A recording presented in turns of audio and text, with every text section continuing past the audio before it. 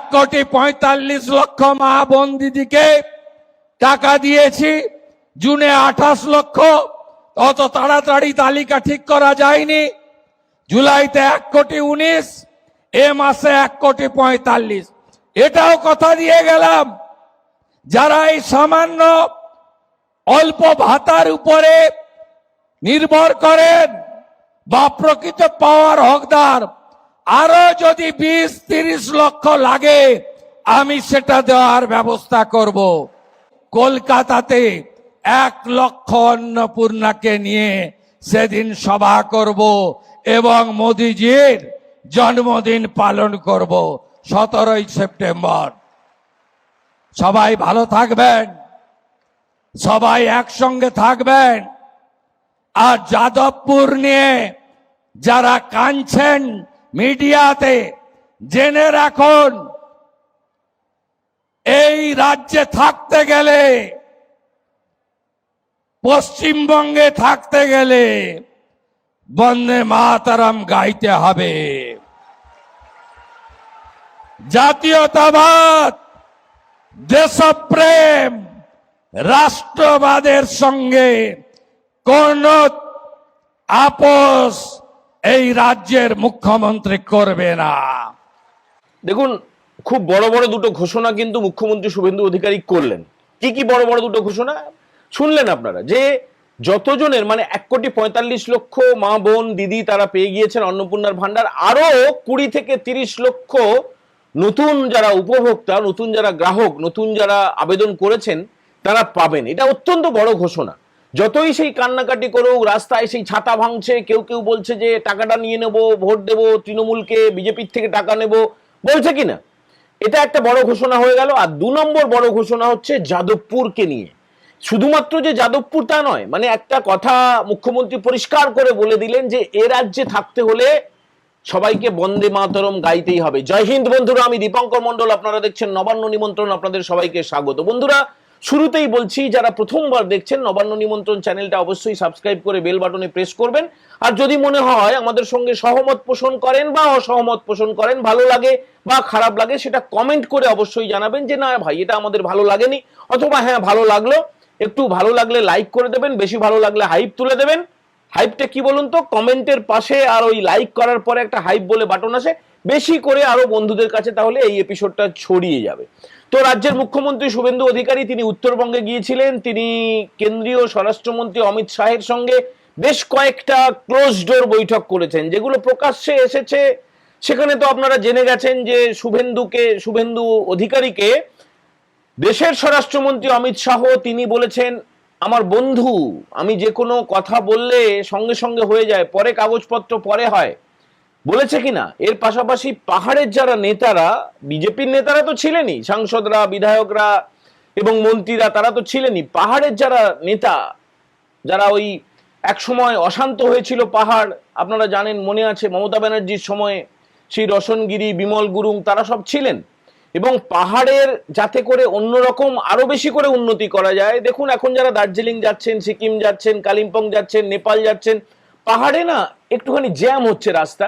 এটা তো খুব সামান্য ব্যাপার, এটা তো পর্যটকদের অসুবিধা হয়। এছাড়াও ইন্টারনাল বেশ কিছু আলোচনা হয়েছে, সেই আলোচনা করে তিনি আজকে কলকাতায় ফিরে আসেন। এবং তিনি এসে যেটা ভবানীপুরে তার নিজের যে বিধানসভা কেন্দ্র, 2026-এ তিনি 2 জায়গায় প্রতিদ্বন্দ্বিতা করেছিলেন শুভেন্দুবাবু, নন্দীগ্রাম আর ভবানীপুর, 2 জায়গাতেই জিতেছেন। নন্দীগ্রামে উপনির্বাচন হবে, আর একটা রেজিনগরে হবে।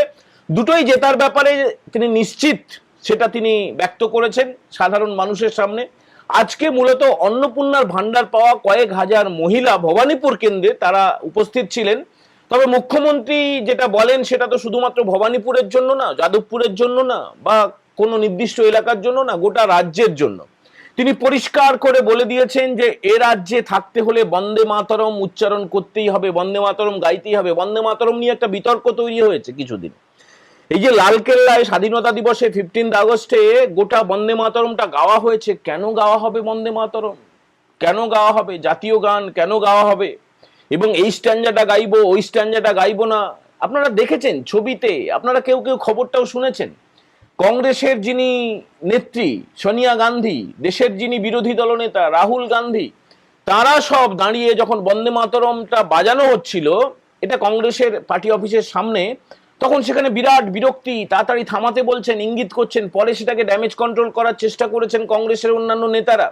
পরিষ্কার হয়ে গেল। দেখুন সেই শাহবানু মামলার কথা ভাবুন, সেই রাজীব গান্ধীর সময়ে তারা একটা অংশকে মুসলিম ভোট, তাদেরকে ভোট ব্যাংক হিসেবে ব্যবহার করে, এবং শাহবানু বলে যে মহিলা, তিনি সুপ্রিম কোর্ট থেকে রায় নিয়ে এসেছিলেন যে হ্যাঁ খোরপোশ দিতে হবে।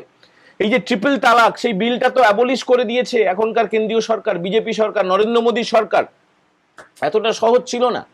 শাহবানু মামলা অনেকদিন ধরে চলেছিল, শাহবানু তার অধিকারকে ছিনিয়ে নিয়ে এসেছিলেন। তারপরে রাজীব গান্ধী, মানে তৎকালীন কংগ্রেসের যিনি প্রধানমন্ত্রী, সোনিয়া গান্ধীর স্বামী, আর এই যে এখন যিনি বিরোধী দলনেতা রাহুল গান্ধী, তার পিতা, তার অকালে তাকে চলে যেতে হয়েছে, তাকে হত্যা করা হয়েছে, নিধন করা হয়েছে, সেটার আমরা নিন্দা করছি। কিন্তু এদের যে কালচারটা বোঝানোর জন্য বলছি, যে এমন একটা আইন এনেছিল যাতে করে ওই মুসলিম পার্সোনাল ল বোর্ডকে খুশি করার জন্য, যে না তালাকের পরে সারা জীবন ধরে আর খোরপোশ দিতে হবে না। তো সেই রক্তটা বইছে এদের গায়ে, এই রাহুল গান্ধী, সোনিয়া গান্ধী এদের গায়ে। এরা তো বন্দে মাতরমকে সহ্য করতে পারবে না, এরা এদের ভোট ব্যাংকটা অক্ষুণ্ণ রাখতে চায়। এবং এটা তো সত্যি, দেখুন 25শে বৈশাখ মানে 9th মেতে যখন ব্রিগেড প্যারেড গ্রাউন্ডে শুভেন্দু অধিকারী মুখ্যমন্ত্রীত্বে শপথ নিলেন, তার ঠিক দু একদিন পরে পাক সার্কাসে একটা বিক্ষোভ হলো। সেখানে পরিষ্কার করে বলতে শুরু করলো কিছু মহিলা, হিন্দিতে বলতে শুরু করলো, উর্দুতে বলতে শুরু করলো, এবং তার সঙ্গে কিছু লুঙ্গি পার্টি ছিল, সেই মহিলারা বলতে শুরু করেছিলেন যে হাম লোগো কো অন্নপূর্ণা নেই চাহিয়ে, হাম লোগো কো লক্ষ্মীর ভান্ডার চাহিয়ে। লক্ষ্মীর ভান্ডার মানে মমতা ব্যানার্জি যেটা করেছিলেন, মোদি চোর হ্যাঁ। তারপরে পুলিশ এমন বাটাম দিয়েছে, সেটা নিয়ে আলাদা করে এপিসোড করেছিলাম, ছবি টবিও আপনাদের দেখেছিলাম, এমন উদম বাটাম দিয়েছে, আসানসোলেও একই রকমের বাটাম পড়েছে। তো তারপর থেকে কিছুটা চুপ ছিল, এবং এরা তো সেই ওপিনিয়ন পোল থেকে শুরু করে এক্সিট পোল পর্যন্ত তারা চেয়েছিল যে মমতা ব্যানার্জি থাকুক। কিছু কিছু টিভি চ্যানেল তারা 4 তারিখে দুপুর 12টার পরে রানিং এ যেতে যেতে গাড়ি ঘুরিয়ে নিয়েছে, হঠাৎ করে শুভেন্দুপন্থী হয়ে গিয়েছিল। তারা হঠাৎ করে আবার ভাবতে শুরু করলো এই ককরোচ জনতা পার্টি হোক বা অন্য কোনো উস্কানি হোক, তারা আবার ভাবতে শুরু করলো বিদেশি ফান্ডিং পাওয়া হোক বা কিছু একটা ডিপ স্টেটের ব্যাপার হোক, তারা ভাবতে শুরু করলো এবারে বাগে পাওয়া গেছে। তারা আগে বাগে পায়নি, বুঝলেন তো। মাঝখানে বারুইপুর হয়েছিল, শুভেন্দুবাবু সেটাকে ম্যানেজ করে নিয়েছেন একদম। মানে বারুইপুরে যেখানে হয়েছিল, সূর্যপুরে, সেখানে পুলিশের ক্যাম্প হয়েছে। যে মহিলা মেয়েটি মারা গেছে, বাচ্চা মেয়েটি, অত্যাচারের ফলে তার পরিবারকে চাকরি দেওয়া হয়েছে এবং অভিযুক্তদের অ্যারেস্ট করা হয়ে গেছে। একজন তো এনকাউন্টারে চলেই গেছে, খালাস করে দিয়েছে পুলিশ, পালানোর চেষ্টা করেছিল। তো এবারে এরা যেটা ভাবছিল যে যাদবপুরটা নিয়ে, দেখুন আমরা দেখিয়েছিলাম যে আনন্দবাজার পত্রিকা, বর্তমান পত্রিকা, বিভিন্ন পত্রিকায় যেগুলো বেরিয়েছিল যে গেরুয়া সন্ত্রাস, গেরুয়া গুন্ডামি, আমরা অত্যন্ত নিন্দা করেছিলাম। এরকম জঘন্য, নোংরা, ইতরের মতো হেডলাইন এগুলো করা একদমই উচিত না। দেখুন কোনো কাগজের তার পলিসি থাকবে, সে বিরোধিতা করতেই পারে সরকারি নীতির, কিন্তু গেরুয়া, গেরুয়া শব্দটা কেন ব্যবহার করলো? মানে কি গেরুয়া মানে কি বিজেপি? গেরুয়া মানে কি এবিভিপি? গেরুয়া মানে কি? গেরুয়া তো একটা ত্যাগের প্রতীক, জাতীয় পতাকার ওপরের রংটা গেরুয়া। তো গেরুয়া রঙে কেন এদের এত বীতশ্রদ্ধা, এত তাদের কি বলবো জ্বালা, যন্ত্রণা, ব্যথা? তো তারা করতে শুরু করেছিল। সেই কাগজগুলো তাদের তাদের বলেছেন, শুভেন্দুবাবু তাদের প্রসঙ্গে দু একটা শব্দ বলেছেন, কিন্তু এটা পরিষ্কার করে বলে দিয়েছেন যে এখানে থাকতে হলে বন্দে মাতরম উচ্চারণ করতেই হবে। আর যে কথাটা বলতে বলতে অন্যদিকে চলে গেলাম, তো এই যে অংশটা, যারা ওপিনিয়ন পোলে, এক্সিট পোলে ভাবছিল যে মমতাই ফিরে আসবে, কিন্তু হায় 4 তারিখে তো চলে এলো, দুপুর 12টা নাগাদ ফলাফল পরিষ্কার হয়ে গেল। 9 তারিখে 25শে বৈশাখের দিন, সেদিন তো শুভেন্দুবাবু মুখ্যমন্ত্রীত্বে শপথ নিয়ে নিলেন। এরপরে এরা হাতে পেয়ে গেল অন্নপূর্ণার ভান্ডার নিয়ে ক্ষোভ।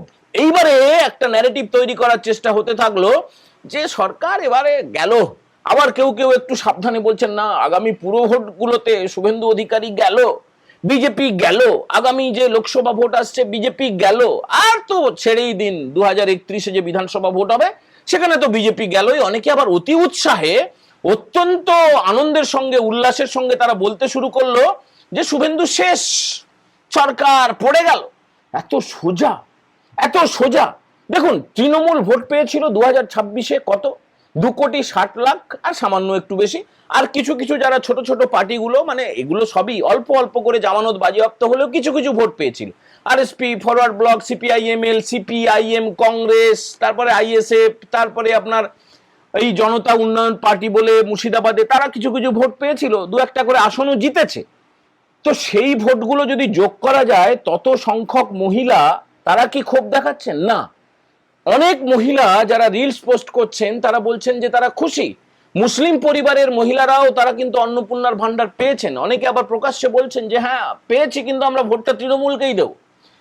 এর পাশাপাশি যেটা একটা দেখানোর চেষ্টা করা হচ্ছিল গোটা সোশ্যাল মিডিয়া জুড়ে, গোটা খবরের কাগজের হেডলাইন জুড়ে, গোটা টেলিভিশনের সারা দিন রাত চলছে চলছে, উত্তরবঙ্গে এত ইম্পর্টেন্ট মিটিং হলো, 3 দিনের সফরে কেন্দ্রীয় স্বরাষ্ট্রমন্ত্রী অমিত শাহ এসেছেন। কোন কোন সর্বভারতীয় সংবাদ মাধ্যম বলছেন যে অমিত শাহই নাকি আগামী দিনের প্রধানমন্ত্রী।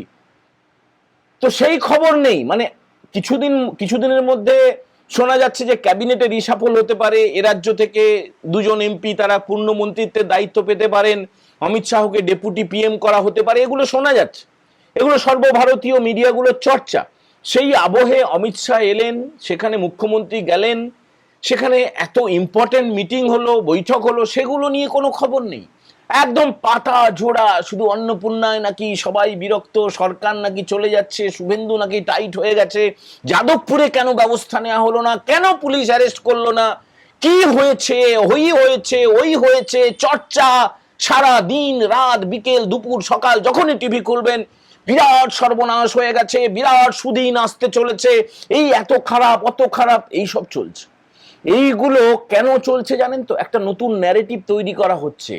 এরা চাইছে সেই যে সিজেপি যন্তর মন্তর, সেখানে যে অ্যানার্কি, সেখানে যে একজন মন্ত্রীর, কেন্দ্রীয় শিক্ষামন্ত্রী ধর্মেন্দ্র প্রধানকে ইস্তফা দিতে হয়েছিল, সেই পরিবেশ, সেই পরিস্থিতি যদি তৈরি করা যায় তাহলে সরকারটাকে ফেলে দেওয়া যাবে। অত সোজা না। 2,60,00,000 ধরলাম 70 লাখ মানুষ ভোট দিয়েছে বিজেপির বিরুদ্ধে, বিজেপি 2,90,00,000 2,90,00,000 বেশি ভোট পেয়েছে, 2,93,00,000 সামথিং। তো যারা এইসব করছে, নকশা করছে, নাটক করছে, যাত্রা করছে, নাটক করছে, কাঁদছে, চিৎকার করছে, ব্যথা দেখাচ্ছে, বেদনা দেখাচ্ছে, তারা কেউ কিন্তু এই সরকারে আসার জন্য তারা কোনো রকমের ভূমিকা তাদের নেই। তারা সোজা কথায় বলতে গেলে বিজেপির ভোটার নয়, তারা শুভেন্দু অধিকারীকে পছন্দ করেন না। তো অতএব সেটা নিয়ে চিন্তা হবে কেন? কেন চিন্তা হবে? সরকার কেন পড়ে যাবে? মানে দুঃস্বপ্ন দেখুক, স্বপ্ন দেখুক, বালিশে মাথা রেখে সমুদ্রের গর্জন শুনুক, কোনো দুঃখ নেই, কোনো কষ্ট নেই, কিন্তু একটা লিমিট থাকবে তো চিন্তা করার, আশা করার, স্বপ্ন দেখার একটা লিমিট থাকবে। সমস্ত লিমিট ছাড়িয়ে যাচ্ছিল।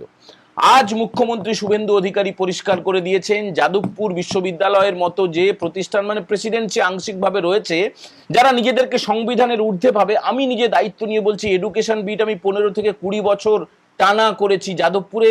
সেসব ছবি দেখালে লজ্জা পেয়ে যাবেন আপনারা। 2014 সালে সেই চুম্বন হচ্ছে, ঠোঁটের মধ্যে ঠোঁট ডুবিয়ে দিয়ে রাস্তায় জড়িয়ে ধরে ছেলে মেয়েরা, পোশাক অবিন্যস্ত, সেটাই নাকি বিদ্রোহ, সেটাই নাকি প্রতিবাদ, সেটাই নাকি মিছিল, কার বিরুদ্ধে কি? সেটা দেখুন, যাদবপুরের একটা অ্যান্টি গভর্নমেন্ট একটা পলিসি, মানে ছাত্রদের একটা অংশের মধ্যে। যাদবপুর বিশ্ববিদ্যালয় মূলত সায়েন্স, টেকনোলজি আর ইঞ্জিনিয়ারিং এই বিভাগে, এখানে হচ্ছে এক্সেলেন্স। ওই আর্টসে যারা পড়ে, বাংলা অনার্স, হিস্ট্রি অনার্স, ইংরেজি অনার্স, তাদের কিচ্ছু নেই, মানে কোনো অবদান নেই, কিছু নেই। যাদবপুর মূলত গবেষণার জন্য বিখ্যাত সর্বভারতীয় স্তরে এবং আন্তর্জাতিক ক্ষেত্রে। আর যত হল্লা গুল্লা, যত মারপিট, গাঁজা খাওয়া, মদ খাওয়া, চুমু খাওয়া, যা যা কিছু হয়, মদের বোতল পাবেন আপনি, কন্ডম পাবেন, সমস্ত কিছু যাদবপুরের ক্যাম্পাসে পাওয়া যায়। সিসি ক্যামেরা লাগানোর বিরুদ্ধে সেখানে প্রতিবাদ হয়, মিছিল হয়, সিসি ক্যামেরা ভেঙে দেয়। তো এটা কিন্তু মমতা ব্যানার্জির সরকার না। এটা যারা করছে, যারা ভাবছে, মিডিয়ার একটা অংশ নাম করেই বলছে এই আনন্দবাজারের মতো গোষ্ঠীগুলো, তারা কিন্তু ভুল করছে। তারা ভাবছে এখনো সবাই বোধহয় খবরের কাগজই পড়ে, আমরাই প্রভাবিত করে দেবো, আমরাই সরকার ফেলে দেবো।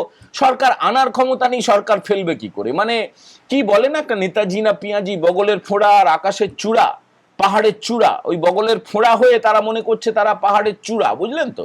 তো এইসব জিনিসকে পাত্তা দেওয়ার খুব একটা দরকার নেই। শুভেন্দু অধিকারী আজকে পুরো রণংদেহী মুডে ছিলেন। মানে আমি 3 মাস 4 মাস আগে যে শুভেন্দু অধিকারীকে আমরা দেখেছি যে রণংদেহী মেজাজে, একই রকমের মেজাজ আজকে কিন্তু শুভেন্দু অধিকারী দেখিয়েছেন।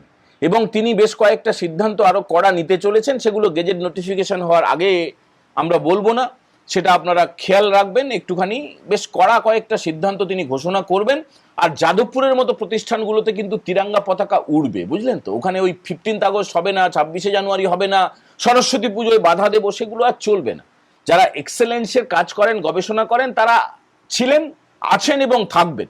এবং ওই বারফার টাইমের যাদবপুর কি হয়েছে না, নন্দলাল বসুর আঁকা যে লোগো, সেই লোগো সিমেন্টের একটা চাঙড়, তার উপরে পা দিয়ে প্রতিবাদ করতে গেছিল, সেটা ভেঙে গিয়েছে। তারা কারা করেছে না করেছে সে তো তদন্তাধীন ব্যাপার। তো সেটা নিয়ে কেন গ্রেপ্তার হলো না এইসব চলছে। তো যারা সিপিএম এর একদম বুড়ো, মানে ঘাটের মরা হয়ে গেছে, তারা যে গিয়ে সেখানে বাইট দিচ্ছিল টিভিতে, তারা কেন গিয়েছিল? সিপিএম এর একজন নেত্রী বলছে যে আমাদের তো কোনো বিধায়ক তো আসে না। আরে বিধায়ক নেই তো আসবে কোত্থেকে? নেই। আর একটা জিনিস নিয়ে খুব চর্চা হচ্ছে, আজকে উচ্চশিক্ষা দপ্তর থেকে 147টা কলেজের জন্য 247টা কলেজের গভর্নিং বডিতে স্থানীয় বিধায়কদের অথবা সাংসদদের সেখানে বসানো হয়েছে গভর্নিং বডির চেয়ারম্যান হিসেবে। এটা উচ্চশিক্ষা দপ্তরের ব্যাপার, এটা যিনি দায়িত্বে আছেন উচ্চশিক্ষামন্ত্রী, তিনি কিছু বলেননি, কিন্তু সংবাদ মাধ্যমে এটা নিয়ে বেশ চর্চা শুরু হয়েছে। সেই সিপিএম এর আমলের মতো, তৃণমূলের আমলের মতো। আরে বাবা, অসুবিধেটা কি? নির্বাচনী ক্ষেত্রে নির্দিষ্ট জায়গায় সেটা সুকান্ত মজুমদার হতে পারেন, সেটা দেবু ঘোষ মানে সজল ঘোষ হতে পারেন, সেটা যে কেউ হতে পারেন, সে তো অগ্নিমিত্রা পালও রয়েছেন, স্বপন দাশগুপ্ত রয়েছেন, সবাই রয়েছেন। তো তাদেরকে যদি গভর্নিং বডির মাথায় বসানো হয়, অসুবিধেটা কি, কষ্টটা কি, যন্ত্রণাটা কি? এখন দেখুন, মিডিয়া এই ধরনের ন্যারেটিভ, এই ধরনের এজেন্ডা ছড়ানোর চেষ্টা করবে। আরো যত ভোটের দিন এগিয়ে আসবে, দেখবেন উত্তরপ্রদেশে ভোট আসবে, পাঞ্জাবে ভোট আসবে, তারপরে লোকসভা ভোট আসবে, তারপরে আবার বিধানসভা ভোট আসবে এই রাজ্যে। দেখবেন এই মিডিয়া অদ্ভুতভাবে একটা anti Suvendu, anti BJP campaign করা, ন্যারেটিভ তৈরি করার চেষ্টা করবে। কিন্তু খারাপ কাজ করলে আমরাও ছেড়ে কথা বলবো না, নিশ্চয়ই আমরা বলবো। এখনো পর্যন্ত মাত্র 106 দিনের সরকার যা যা করেছে সেটা অভাবনীয় বলে আমরা মনে করি। আপনারা কি মনে করেন যে 106 দিনে এই সরকার, বিজেপি সরকার, শুভেন্দু অধিকারী নেতৃত্বাধীন সরকার ঠিকমতো কাজ করতে পারছে না, নাকি যা করেছে তা ঐতিহাসিক এবং অভাবনীয়? অবশ্যই কমেন্ট করে জানাবেন। যারা প্রথমবার দেখছেন, নবান্ন নিমন্ত্রণ চ্যানেলটা সাবস্ক্রাইব করতে ভুলবেন না। বেল বাটনে প্রেস করলে নোটিফিকেশন চলে আসবে। ভালো লাগলে লাইক করবেন, শেয়ার করবেন, আর বেশি ভালো লাগলে একটু হাইপ তুলে দেবেন। সবাই ভালো থাকবেন। এখনকার মতো এই এপিসোড আমরা এখানে ইতি করছি। জয় হিন্দ, বন্দে মাতারাম।